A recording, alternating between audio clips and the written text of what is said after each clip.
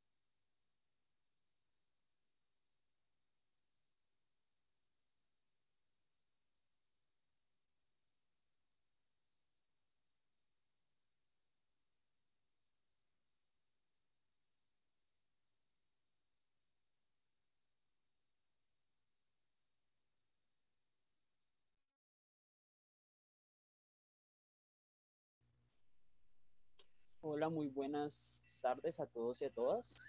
Hola Andrés, ¿cómo estás? Hola Emily, Sandra, Andrés Suárez, Mauricio, Carmen. Espero se encuentren muy bien y que hayan tenido un fin de semana pues, bien productivo y como fuera de peligros de la pandemia también. Listo, profe, gracias por ese saludo. También igualmente muy buenas noches para todos, muchachos. Un gusto nuevamente contar con su participación en este espacio. Contarles, muchachos, que nos encontramos ya en la segunda semana del módulo y es muy importante seguir las siguientes recomendaciones. Entonces les pedimos, por favor, atención. Pues en primer lugar, pues lo de siempre, que es básicamente poder renombrarnos, que es como nosotros estamos tomando la asistencia. Entonces recuerde que en la parte inferior de su pantalla va a poder encontrar una pestaña que se llama participantes. La idea es que le dé clic y después de eso le va a aparecer esta pestaña de participantes y ahí va a encontrar un botoncito que se llama más. Vamos a darle clic y ahí en ese botón nos va a aparecer esta pestaña que es la de renombrar, ¿vale? Ahí en el espacio de renombrar, lo único que tenemos que colocar es nuestro nombre y apellido completo y por último presionar OK. Les recordamos, muchachos, que tenemos 3 mecanismos de participación. Estamos muy contentos con ustedes porque pues, ha sido un grupo muy dinámico y han participado bastante y eso nos alegra mucho con el profe Rodolfo.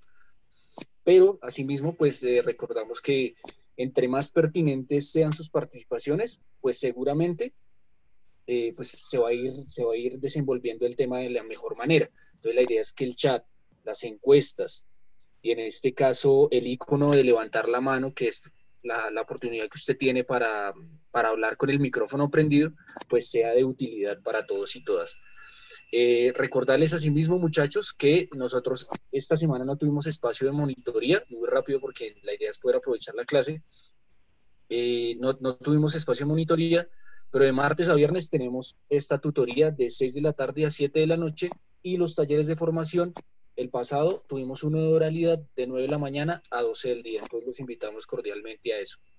Y listo, muchachos, pues nada, profe, que iniciemos y pues yo quería como preguntarle a usted qué opina sobre la situación que estamos viviendo ahorita con las masacres,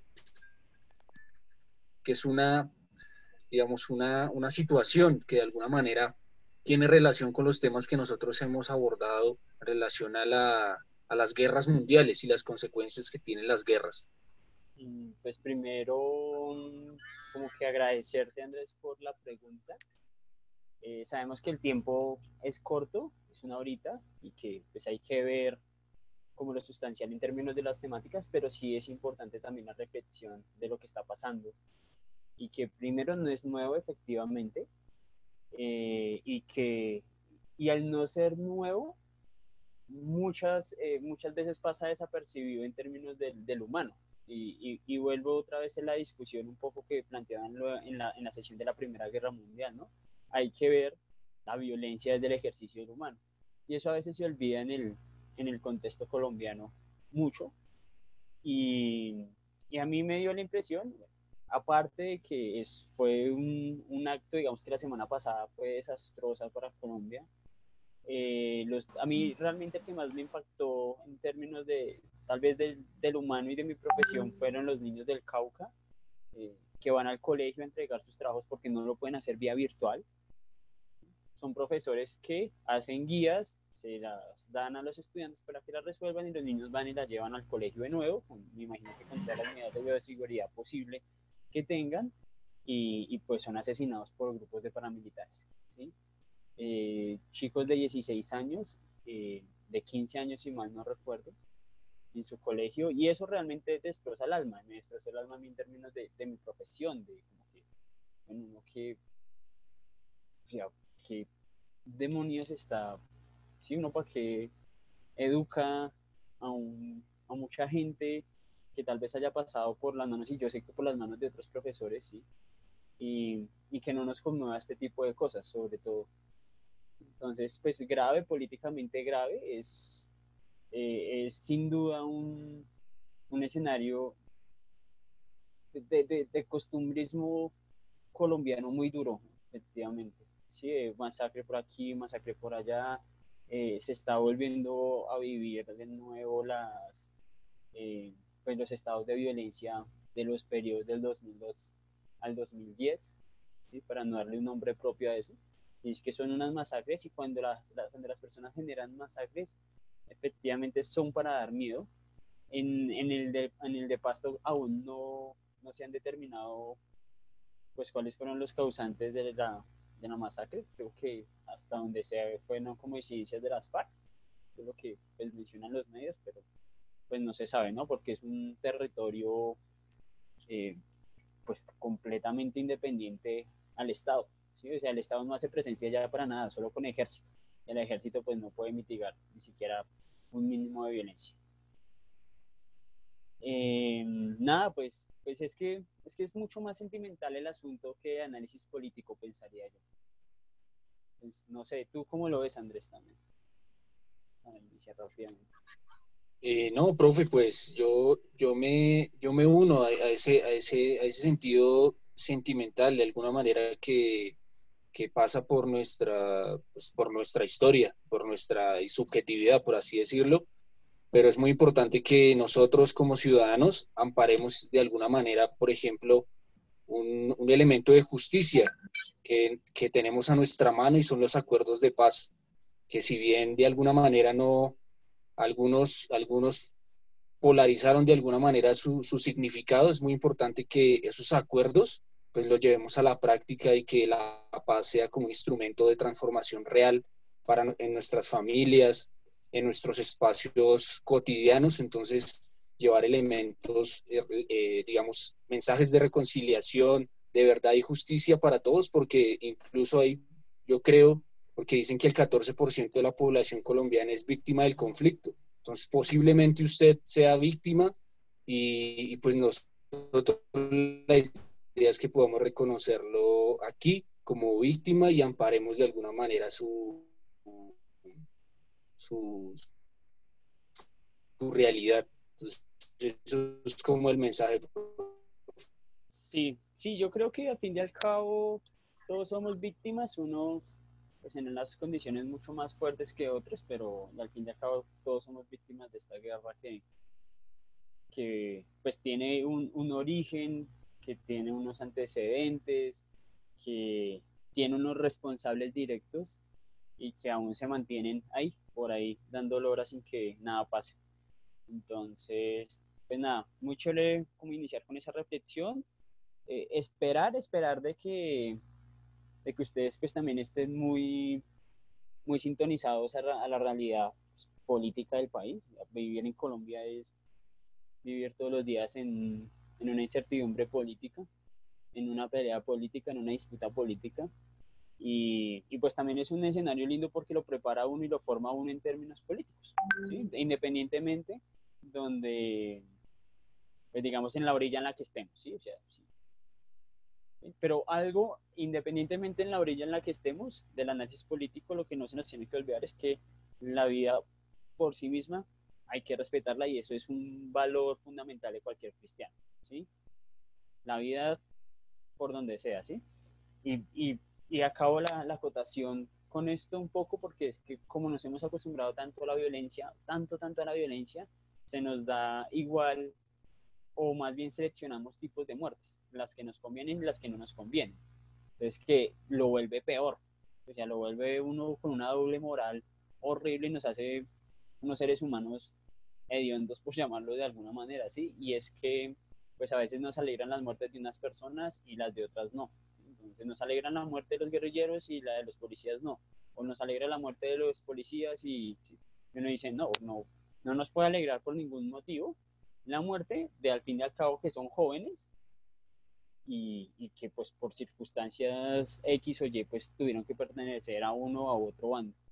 Entonces, pues la idea es esa de que la muerte no nos coma y no nos doblegue como lo dice Mercedes Sosa en esa versión tan linda de esa canción que se me olvida, esta canción de Mercedes Sosa de ¿cómo se llama esta linda canción? Ya la consigo para que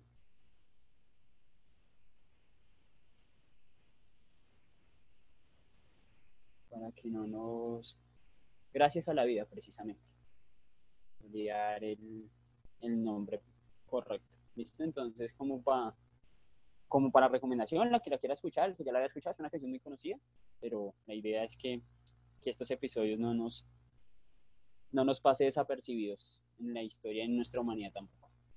Bueno, entonces, bueno, de nuevo muchas gracias Andrés. Ana escribe, maldito es el soldado que apunta sus armas contra su mismo pueblo. La fuerza pública colombiana ataca indiscriminadamente en Tumaco, departamentos Nariño a campesinos, líderes sociales de Alto, Bajo, Mira y frontera con Ecuador. Exigimos comisiones humanitarias para el baño de sangre. Las imágenes hablan por sí solas, es la realidad.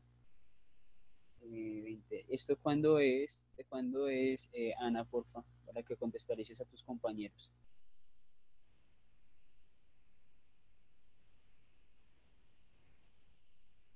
Listo, entonces, pues mientras Ana contextualiza un poco lo que acaba de escribir, ahí también con un escrito chiquitico, nada, pues vamos a seguir. No sé si tengan preguntas, si ya revisaron su hoja de ruta, que eso es fundamental. Ana levantó la mano, entonces me imagino que... Entonces, pues no sé, Andrés, en términos de pues, del tiempo, si solucionamos algunas dudas primero frente a la hoja de ruta. Pues la idea es que podamos compartir la reflexión de Ana con respecto al comentario y la idea es que vamos a generar una encuesta rápida para ver qué opinan si iniciamos con lo de la hoja de ruta o podemos al finalizar hablar sobre ella. No sé, Perfecto. profe, ¿qué opina? Perfecto, Andrés, no, perfecto. Bien. Ana, ¿sí listo, puedes entonces abrir tu micrófono? Listo, ahí ya le habilitamos el micrófono a Ana para que nos cuente. Profe, pues mira, yo estaba viendo una publicación y acá pues se muestran las imágenes, pero pues si quieres se las comparto, yo eso lo vi por Facebook, pues dice que lo subieron hace 33 minutos y aparecen muchos campesinos muertos, heridos, o sea, las imágenes están súper fuertes, pero si quieres se las envío por algún lado, por el WhatsApp, para que las vean. La publicaron, profe, ahorita hace 33 segundos y la verdad fue allá en Nariño. Y pues lo que yo pienso sobre eso es que hay mucha corrupción y ahorita con todo esto que está pasando es que nos quieren seguir matando y pues yo no me puedo quedar callada contra eso porque yo amo Colombia, amo todas las personas, independientemente de lo que sea. Amo mucho Colombia y me duele mucho todo lo que está pasando, lo que pasó en Cali, con las personas que eran estudiantes, ¿no? Todo esto me tiene impactada, la verdad.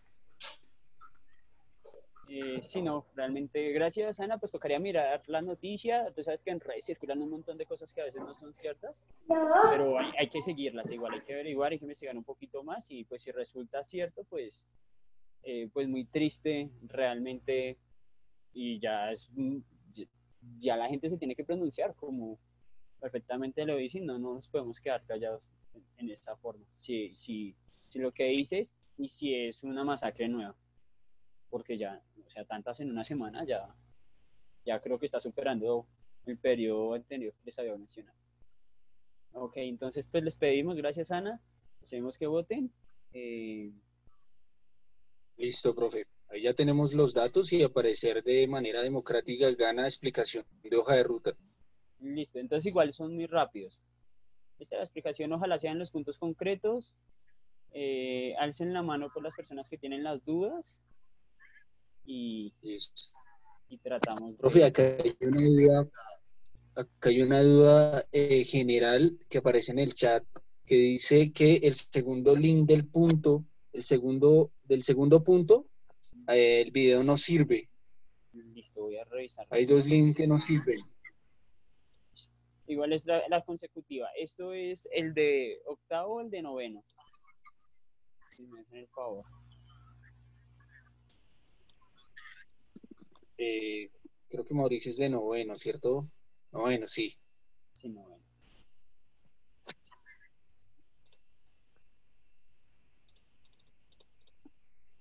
Entonces, Listo, entonces lo que vamos ahí es que la reseña se va a hacer con los videos que realmente le funcionan en link. No sé por qué los quitaron. No es que también es unos links que ya tenía por ahí, tal vez los ya no están, pero entonces pues vamos a hacer las reseñas con los videos que realmente se pueden ver, ¿listo? Que ya serían, me dicen que son dos que no funcionan, ¿sí?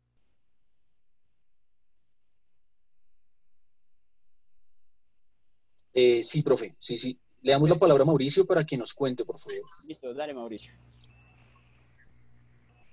Profe, ese es el segundo link. Creo que es un video de Charlie Chaplin. Lo bajaron por derechos de autor. Ah, fue madre. Sí.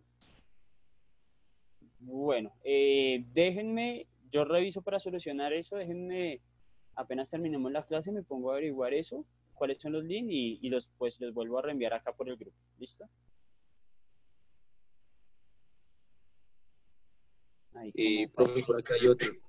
Profe, en el cuarto punto, ¿me puede explicar cómo es eso de las cuartillas o cómo se puede hacer? las cuartillas es una hoja, ¿sí? En norma APA serían más o menos 360 palabras. Eso es una hoja, espaciado a dos, no mentiras, sí a dos, está ahorita norma APA, y son 300 palabras, es una hoja, para que no nos compliquemos tanto la vida. Ok, gracias, profe. Miguel nos dice, profe, una pregunta, ¿cómo se hace la presentación de PowerPoint si todo tiene que ir en una sola hoja? Ahí lo que pueden hacer es tomarle pantallazos y pegar y copiar la imagen en el archivo de Word.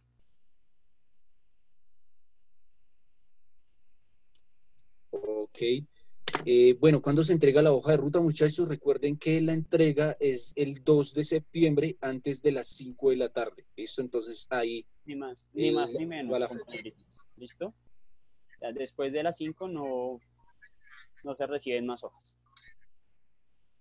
Listo, profe. Bueno, Juan Pablo nos dice, o sea que cada video se tiene que explicar en una hoja. No, todos en la cantidad de hojas que salgan, ¿listo? No hay tanto lío con eso.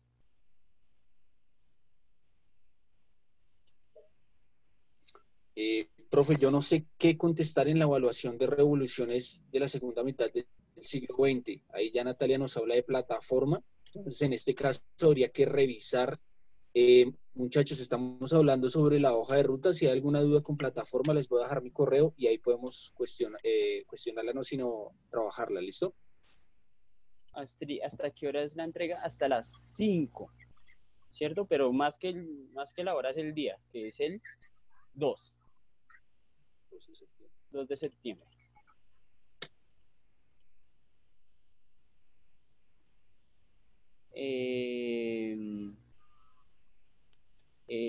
Ciclo 4, pero ¿de qué curso exactamente? Bueno, es que acá, como ustedes, bueno, es que realmente Andrés, si me explicas ahorita cómo está, 4 debe ser el otro. Por sea, todos aquí, están. muchachos, hay preguntas relacionadas. Listo.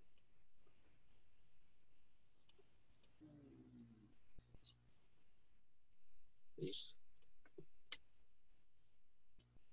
Profe, ¿tienes algo que decir? No, es que creo que quedó ahí como una pregunta sin resolver, la del documental, me parece. Sí, Déjame ver. sí, el documental de Colombia Vive, sí, el de, sí,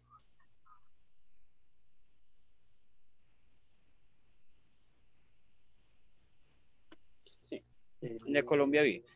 Igual es un documental corto y chévere. Listo, listo. Por ahí hay varias dudas, muchachos, con respecto a qué es eso de la hoja de ruta. Posiblemente esas preguntas vengan de los nuevos. Entonces, lo que vamos a hacer es muy sencillo, ya para iniciar el tema. Yo les voy a dejar mi correo electrónico y nos vamos a ver el día de mañana, si es posible, a 1 hora. Entonces, nos conectamos por Zoom y yo les explico rápidamente qué es lo que debemos hacer. Entonces, pues nada, profe, iniciemos y yo les dejo el correo para que no perder más tiempo, ¿vale? Para los que... Listo, igual cualquier cosa también en el transcurso de las mismas sesiones podemos ir aclarando dudas. Listo, entonces cualquier cosita cualquier dudita en cualquier momento lo solucionamos. Listo. Entonces, pues bueno, rápidamente para empezar el otro tema, pues estamos viendo Segunda Guerra Mundial. Vimos, bueno, las causas, el origen, las causas, un poco el desarrollo. Eh,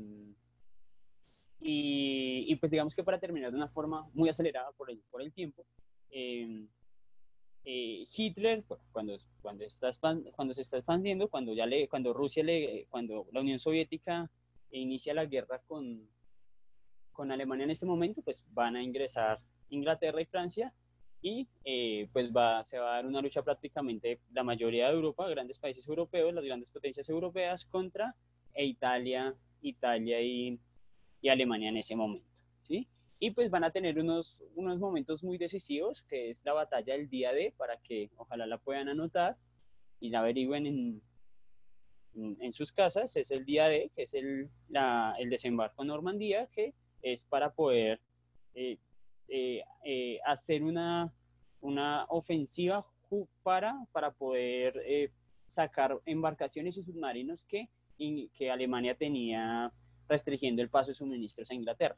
Y por otro lado, es la batalla de Stalingrado, que es la batalla prácticamente que, que da o empieza el inicio de la derrota de Hitler en esta guerra. ¿Listo? Porque ya empieza una avanzada por parte del ejército rojo hasta llegar hasta Berlín. ¿Sí? Prácticamente Rusia es el que encuentra, o si no es más, no, Rusia es el que encuentra el cuerpo de Hitler y pues asimismo se va a acabar la guerra digamos que en ese continente europeo, pero va a seguir unos días después con las bombas atómicas de Hiroshima y Nagasaki. Listo, entonces esto de las bombas de Hiroshima y Nagasaki, y se los quiero compartir, es un video que nos compartieron en la mañana un estudiante que me pareció genial.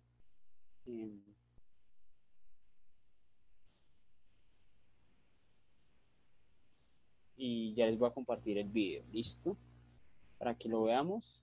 Lástima que no lo podamos ver Uy, fue mucho, pero es que es muy largo, ¿no? Pero bueno, lo vamos a ver hasta el minuto 7, ¿listo?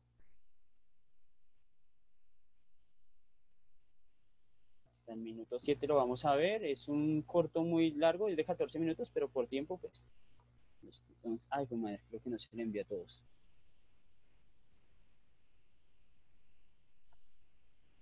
Entonces, me confirman que les llegue. Porfa, ahí está, creo que ya si está en el chat les llega a todos. Y lo vamos a ver hasta el minuto 7, ¿listo? Entonces vamos a tener 4 hasta las 33, ¿listo? Porfa.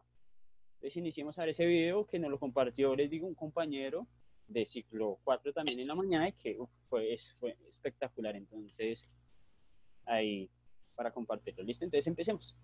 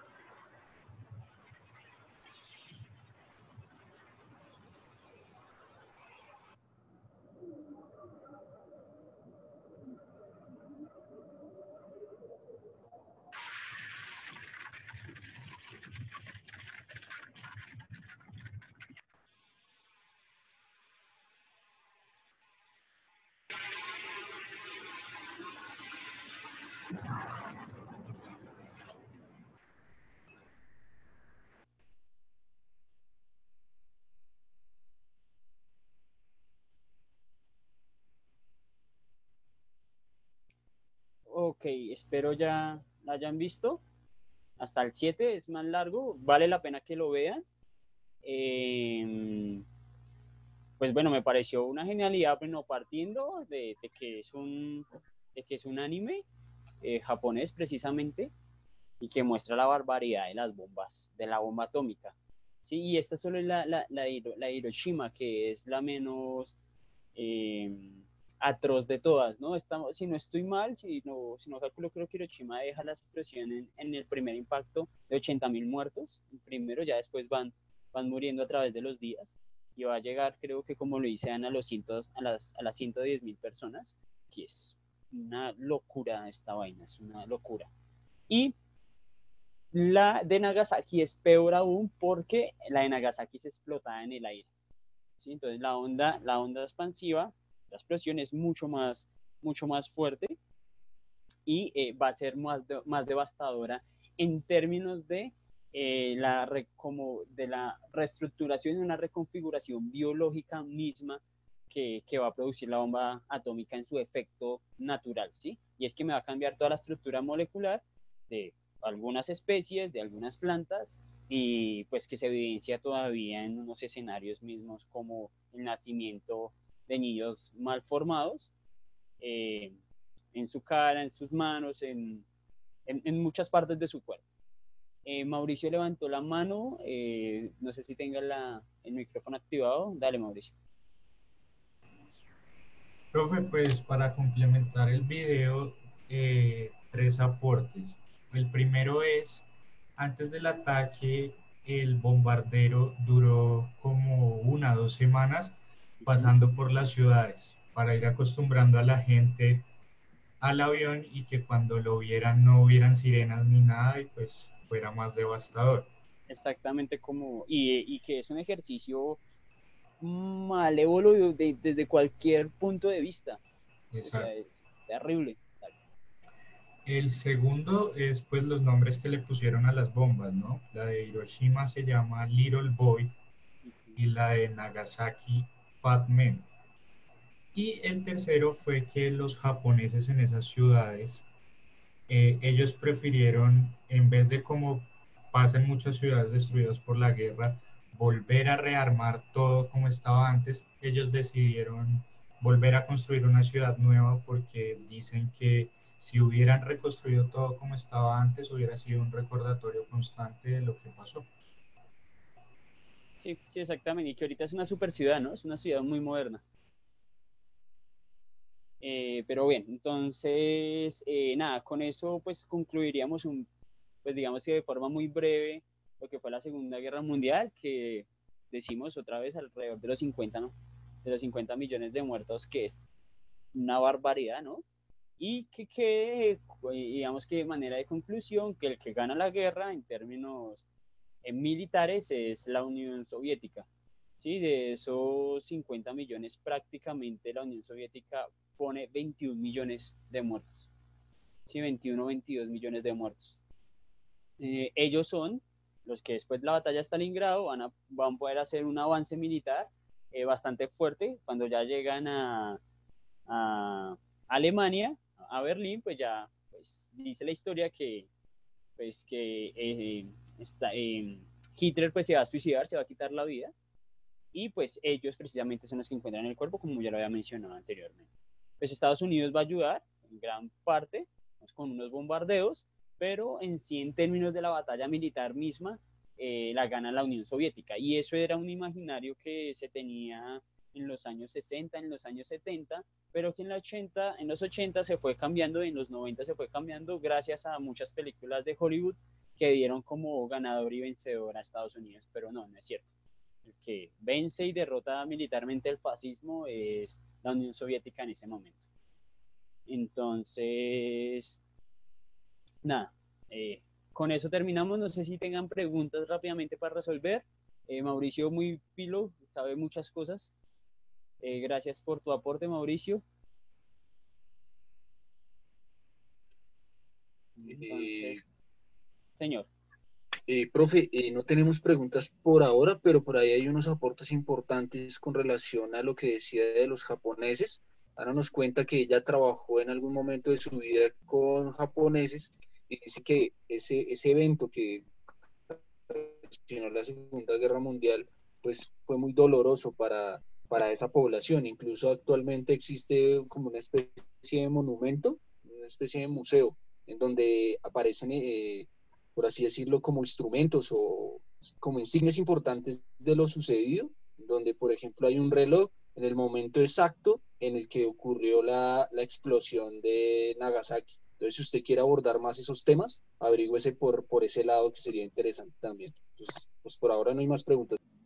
Listo, vale, es interesante. Pues recuerden que todo es muy, muy corto, las horas son muy corticas, entonces también está en su capacidad de indagar, del conocimiento, de lo que ustedes quieran como averiguar un poquito más. ¿Listo? Entonces, pues a esto le vamos a abrir paso a el siguiente tema, que son las revoluciones del siglo XX del siglo XX, y que pues había una pregunta diferente a eso de la plataforma, ¿no? Entonces, pues espero que cuando puedas solucionar, eh, la evaluación te pueda, y que esta explicación te pueda dar un poco de ayuda para resolverla. ¿Listo? Entonces voy a compartir mi pantalla.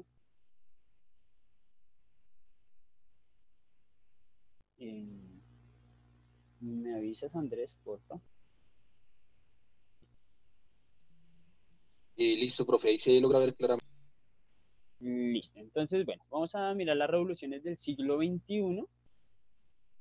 Vamos a tener como experiencias 4 revoluciones que me parecen a mí como fundamentales dentro del ejercicio.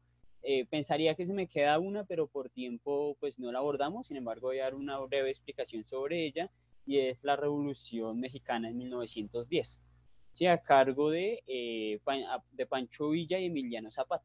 Entonces aquí, si ustedes ven esta imagen, que pues se ve un poquito borrosa porque no la encontré en una mejor definición, pues vamos a encontrar a unos grandes revolucionarios, no solamente del siglo XX, sino de varios, ¿no? Entonces vamos a encontrar por acá a Simón Bolívar, a Tupac Amaru, vamos a encontrar a él, que tengo una confusión en términos del parecido, que él puede ser Emiliano y el de aquí Pancho Villa, pero y si no, pues es al revés. Acá vamos a tener a Sandino, pues vamos a tener al Che, vamos a tener se me olvida el nombre de esta mujer, si no estoy mal, la cacica Gaitana, y pues bueno, ahí acá vamos a tener acá a José Martín, por ejemplo, vamos a tener a Salvador Allende, y digamos que van a ser unos personajes muy, muy, muy representantes en la historia del siglo XX en Latinoamérica. ¿Listo? Entonces, eh, la Revolución Mexicana de 1910, a cargo de estos dos señores, de Pancho Villa, pues va a suceder después de un enfrentamiento entre Estados Unidos y México, en el cual pues México va a salir derrotado en gran medida, va a perder grandes terrenos de su extensión territorial, tanto así que la mayoría de países de nombre latino en Estados Unidos pertenecían a México en ese momento. Entonces vamos a encontrar como Carolina, como Los Ángeles, ¿sí? Todos estos nombres que, pues, que tienen un corte mucho más latino que, que inglés, hacían parte de Estados Unidos. Prácticamente le quitaron una tercera parte del territorio mexicano en esa guerra. Y más que eso, bueno, y entre eso, pues también fueron imperializados de una manera bastante elevada. Los presidentes y los mandatarios que estaban en México en ese momento, pues eran unos lacayos de Estados Unidos de una manera muy fuerte. Y pues los campesinos e indígenas, que es una gran población en México, pues empezaron a rebelar ante esta injusticia en términos de la tierra, y pues van a salir estos dos personajes que pues van a liderar estas protestas, estas revoluciones, ¿no? Entonces Pancho Villa en el norte de México, y Emiliano Zapata en el sur, ¿sí? Y digamos que la consigna más interesante, o que más fuerte que se conoce en la historia, es la tierra para quien la trabaja, de Emiliano Zapata. Ah, no, perdón, sí, de Emiliano Zapata, ¿sí? Y pues es un referente revolucionario en casi Latinoamérica. Entonces, pues, el que quiera averiguar, esa revolución es muy linda. Hay una película que me encanta, que está basada en una novela. La película no me pareció mala, la novela es muy buena. Se llama Como agua para chocolate.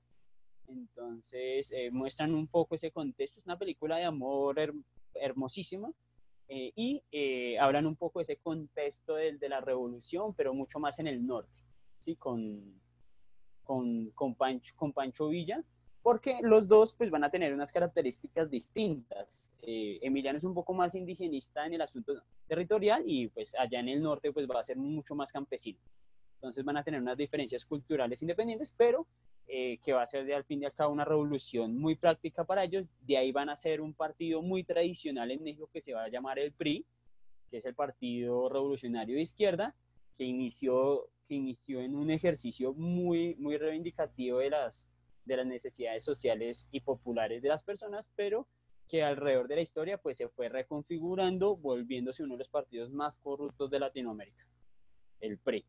¿Sí? Y ya pues no era ni siquiera de izquierda, era lo más derecha que había en Latinoamérica. Entonces, no recuerdo ahorita presidente, recuerdo a Fox, mucho a Fox, y otros presidentes. Sí, hasta hace un par de años pudieron derrocar el mandato de este partido que lo tenía desde la revolución de 1910 en México, y pues llevó a México a las condiciones de pobreza que tienen algunos extremos de su país. ¿Listo? Entonces no sé si hayan preguntas hasta ahí.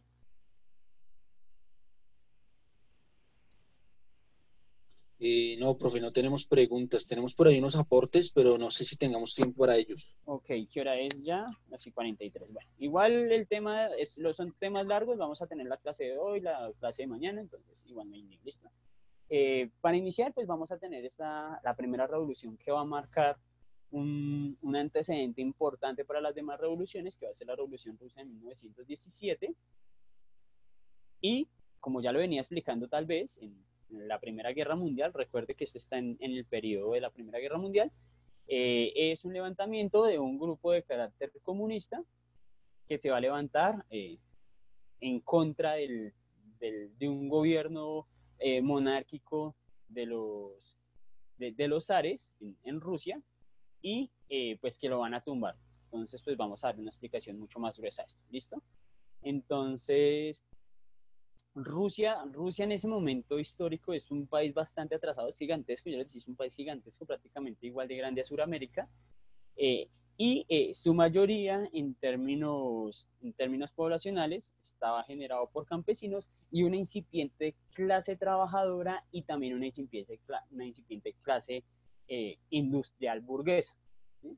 Entonces no era muy fuerte industrialmente, y por lo tanto pues no tenía una clase burguesa fuerte que tomara decisiones o que se pensara generar unos cambios estructurales, como pasó en Inglaterra y como pasó en Francia con la Revolución Francesa, ¿cierto? Entonces no había esa capacidad intelectual por un lado, no había esa clase burguesa con grandes cantidades de dinero que le dieran la disputa al zar, ¿sí? Y pues se va a transformar prácticamente en que la primera revolución, la tiene que hacer pues el proletariado en este orden de ideas, ¿listo? Entonces, pues es un país que tiene consumido en la pobreza a muchos campesinos, a muchos industriales, y que tras del hecho pues va a entrar en una guerra mundial, como ya lo había mencionado, pues con un ejército bajo en moralidad y pues con un armamento muy precario, ¿no? A comparación del resto, ¿sí? Entonces vamos a tener un bando de carácter popular dirigido por el Partido Comunista, que va a estar en el ejercicio de los bolcheviques y los mencheviques. De los bolcheviques va a ser la parte más radical del proyecto revolucionario, y es que las personas que dicen que la lucha solo se podía conseguir en términos de la violencia, es decir, una lucha armada, porque estaban muy pegados al ejercicio mismo de las orientaciones ideológicas que había dado una línea nueva de pensamiento, bueno, no tan nueva de pensamiento, que se va a llamar el marxismo, ¿sí? Y ese marxismo que pues se va a empezar a generar a partir de unas ideas y unos estudios de un señor que se llamó Carlos Marx, que pues él me va a hacer el estudio mismo del capitalismo, ¿sí? Él va a ir a Inglaterra, viaja a Inglaterra, va a mirar cómo funciona el capitalismo, lo explica, ¿sí? Él no hace todo el trabajo, hay que reconocerlo, él va a coger unos trabajos de algunos economistas como Adam Smith, como David Ricardo, y pues él va a sintetizar varias cosas, pero va a sacar algo fundamental dentro de su ejercicio, digamos, reflexivo del capitalismo, y es que él va a decir es que en el capitalismo existe una acción de explotación del hombre por el hombre, ¿sí? Y eso se va a llamar, en términos marxistas, la plusvalía. Entonces esa plusvalía, que es la explotación, es la ganan, la riqueza la riqueza que se va a generar a partir de la explotación del hombre por el hombre, es decir, de dos clases sociales que va a marcar Marx, y que va a ser los proletarios por un lado y los burgueses por otro lado. ¿Quiénes son los burgueses? Los burgueses van a ser los dueños del capital, es decir, de las fábricas, de los medios de producción y del capital. Ojo, el capital es el dinero, ¿sí? Y por otro lado, pues vamos a tener, o más bien para aclarar muy bien lo del capital, los burgueses son los que van a ser los grandes del capital, pero el gran capital, ¿sí? Es decir, el señor de la esquina que tiene una panadería y que tiene una serie de empleados, pues él no lo hace un burgués, precisamente, ¿sí? Aunque él es dueño del capital, es decir, del dinero para el funcionamiento de su negocio, y que es dueño de las vitrinas, que es dueño del horno, etcétera, pues él no lo hace un burgués, ¿sí? Un burgués en Colombia, para ponerlo en esos términos, pues vamos a tener a Ardila Lule, vamos a tener a Sarmiento Angulo, ¿sí? Ellos son los verdaderos burgueses que tienen un poder económico gigante y que pues van a tener también un poder político muy interesante, así no estén como figuras públicas dentro de los establecimientos del Estado, ¿sí? Entonces pues vamos a tener a Sarmiento Angulo, que en términos de lo concreto, hasta hace unos meses era el 137, si mal no recuerdo, 157, entre ese rango, más rico del mundo. 157, pongámoslo en el extremo más lejano, 157 más rico del mundo, hágame el favor. La persona que me hizo la línea, por favor, gracias. 157 más rico del mundo, ustedes lo pueden creer, ¿cuántos habitantes hay en el planeta? Estamos alrededor de los 7 mil millones de habitantes en el mundo, ¿no? Del humano, ¿sí? Y este man, de los 7 mil millones de habitantes, es el 157 más rico del mundo. Imagínense esa cantidad de plata que tiene este señor, ¿sí? Imagínense la cantidad de plata. Yo soy el 7 mil millones, por ejemplo, y este señor es el 57. Entonces, este señor sí realmente es el que tiene, que posee los medios. Él sí es un burgués, ¿sí? Que tiene también unas intenciones de carácter político, que puede influenciar la política misma en un estado, ¿sí?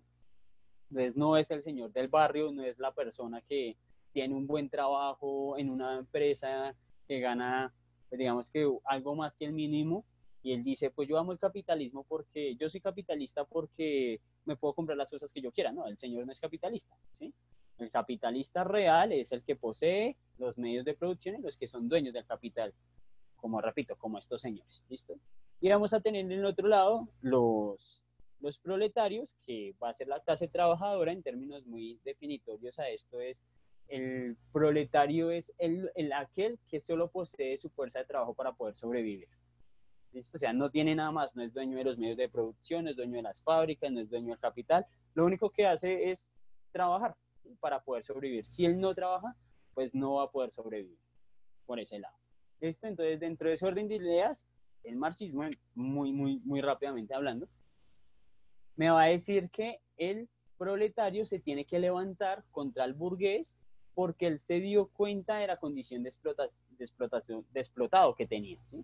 Entonces, ahí eso es lo que se va a llamar, en términos marxistas, la conciencia de clase, ¿sí?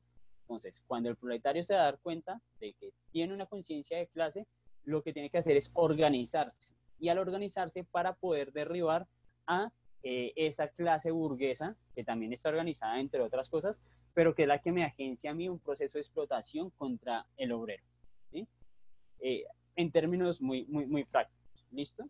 Entonces, dentro de este orden de ideas, Profe, dime.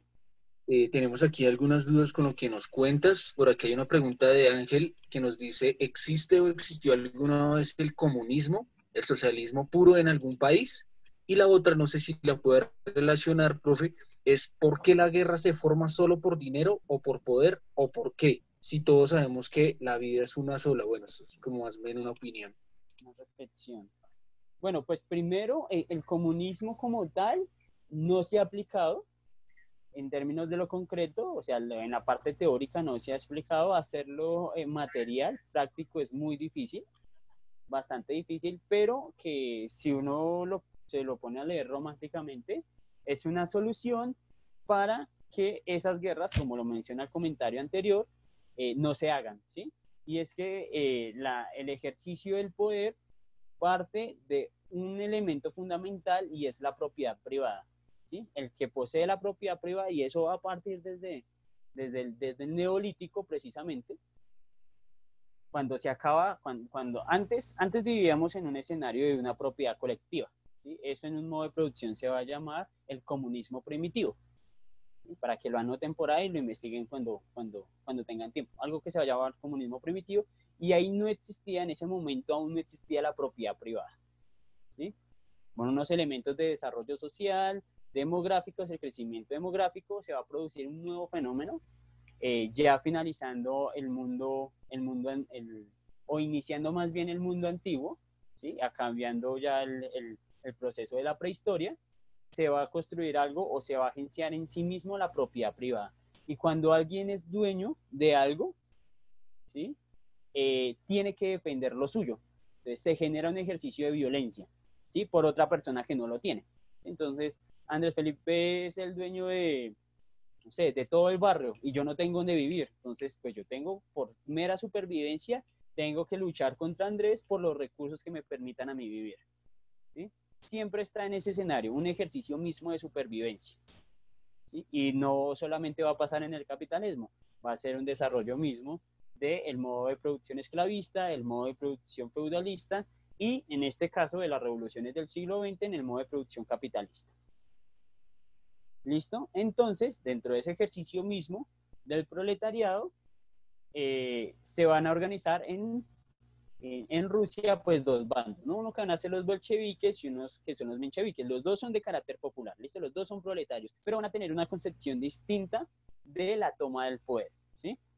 Los bolcheviques, que estaban mucho más amarrados a una teoría marxista radical, decían que la lucha y la toma del poder solo se podía conseguir de una forma armada, y los mencheviques eran mucho más neutros, decían que se podía hacer a través de unas reformas pacíficas, ¿sí?